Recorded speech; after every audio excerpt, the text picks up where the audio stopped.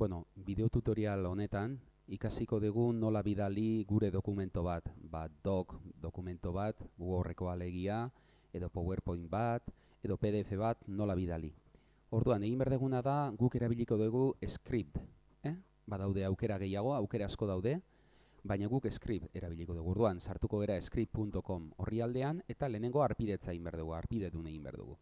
Arpidedun egin ondoren, beti egin behar duguna da, gure dokumento bat bidali behar dugu. Orduan, kargarri ematen diogu, eta nik aukeratuko dut, adibidez, gure dokumento hau. Orduan, ikusten dezuta hemen, PDF-ak, XLS, DOC, PPT, PPS, onartzen dituen aukera guztiak, dokumento guztiak.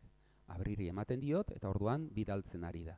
Eta gaina, publikoa izango dela esango diogu, hau da, edozeinek, horri honetan sartzen den edozeinek jetxial izango du. Izenburu bat jartzen diogu, kategoria bat, etiketa bat norbaitek aurkitzeko, eta orduan, nik ja bidalia dauko dokumentoa, eta hementxe dago. Orduan, egin behar duguna da, orain, kodea kopiatu behar dugu. Dokumento honen kodea, eta hementxe daukazue.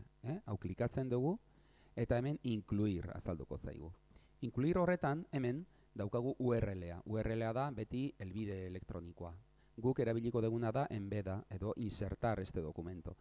Naiz eta gure bloga WordPressekoa izan, ez dakiz zergaitikan ez duen funtzionatzen, orduan HTML aukeratuko dugu. Orduan, kopiarri emango diogu, kopiar, eta joango gera gure sortua daukagun blogera.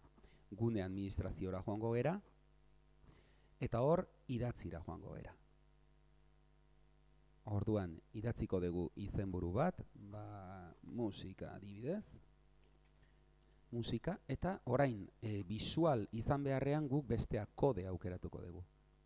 Eta kode horretan, xaguaren eskubikoarekin, nik adibidez, pegarri emango diot, eta hortxe daukagu, ja,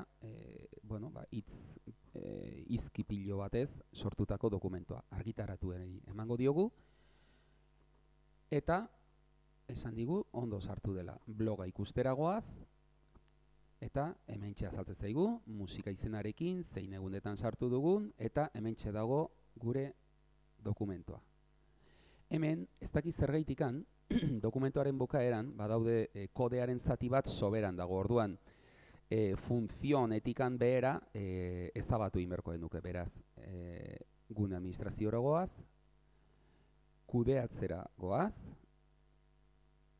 eta hemen daukagu musika, nik 3 dokumento dauzkat, baina hau da, editaturi emango diogu, eta esan dugu, funtzionetikan kode bezala ikusiko dugu, eta funtzionetikan azpira, zeuen guztia, hemen, ez digula balio, beraz, ezabatu ingo dugu, eta gorderi emango diogu. Orduan orain, joango gera bloga ikustera, eta orain bai dokumentoa hementxe daukagu. Ez dakiz zergaitikan gertatzen den hori, baina, kasu honetan horrela egin beharko dugu.